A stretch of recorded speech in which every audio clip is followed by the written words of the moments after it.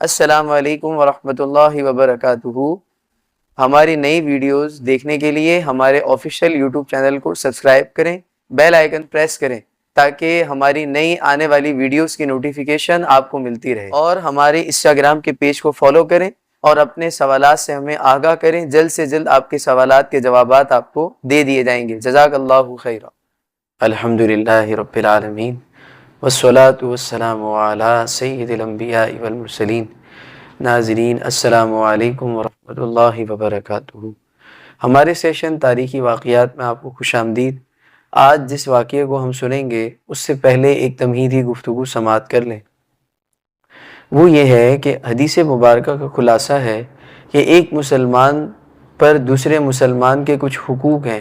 اس میں سے ایک حق یہ ہے کہ جب اس کا جنازہ حاضر ہو تو دوسرا مسلمان اس میں ضرور شامل ہو۔ لیکن آج ہماری نفسا نفسی کا عالم یہ ہے کہ ہم اپنے بھائی کے کسی معاملے میں شامل ہی نہیں ہونا چاہتے، یہاں تک کہ وہ مر جائے تو ہمیں اس کا بھی بعد میں پتہ چلتا ہے کہ اس کا تو انتقال ہو گیا، اس کے جنازے میں تو درکنار ہم شریک ہوں گے۔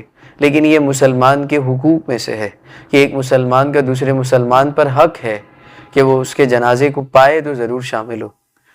اب ہم اس واقعے کی طرف چلتے ہیں کہ جنازے میں شامل ہونے کے شوقین کے لیے اللہ نے کتنا بڑا انعام عطا فرمایا، اور اس انعام میں ہمارے لیے کتنا بڑا تحفہ ہے۔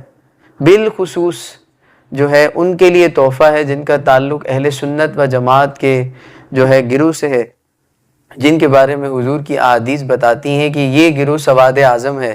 یہی وہ گروہ ہے کہ جو 73 فرقوں میں جنتی گروہ ہے، اور یہ وہ گروہ ہے کہ جو میرے اور میرے صحابہ کرام کے طریقے پر اور میری اہل بیت سے محبت رکھنے والا گروہ ہے۔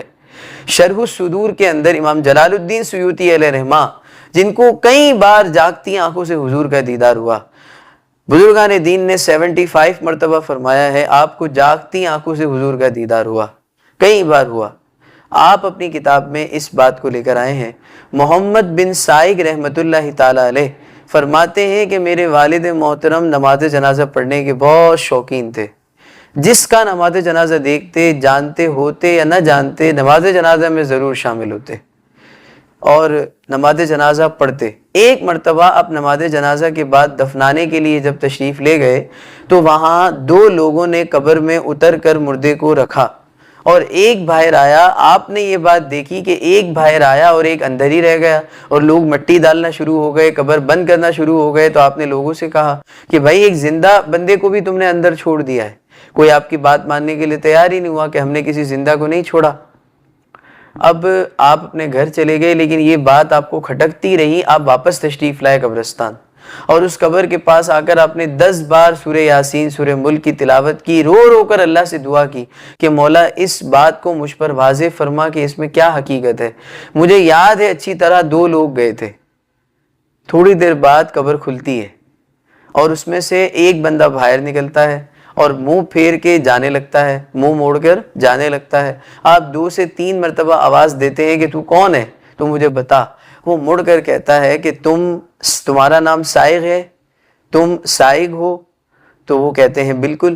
تو کہتے ہیں کہ تمہیں نہیں پتا کہ جب کوئی اہل سنت و جماعت کا شخص جو کہ اس عقیدے سے تھا، تعلق رکھتا تھا کہ اس کے عقائد وہی تھے جو صحابہ کرام اور نبی علیہ السلام نے بیان فرمائے ہیں، انہی عقیدے پر اس کی وفات ہوئی، تو اللہ تعالیٰ نے ہمیں پیدا کیا، ہم فرشتے ہیں، اور ہم اہل سنت و جماعت کے جو لوگ قبر میں اتارے جاتے ہیں ان کے لیے آتے ہیں اور ان کے سوالات کے جوابات انہیں سکھاتے ہیں تاکہ ان کے سوالات کے جوابات وہ بآسانی دے سکیں۔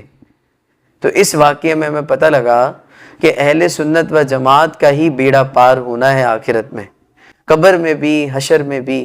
تو اسی لیے ہم دعا کرتے ہیں کہ اللہ تعالی ہمیں اہل سنت و جماعت کے عقیدے پر موت عطا کرے، آمین بجائے نبی امین صلی اللہ علیہ وسلم۔ اور آپ نے دیکھا کہ نماز جنازہ کے شوقین کے لیے اللہ نے کتنی بڑی سعادت انہیں دی کہ فرشتے کا دیدار انہیں ہوا۔ وہ نماز جنازہ کے شوقین تھے۔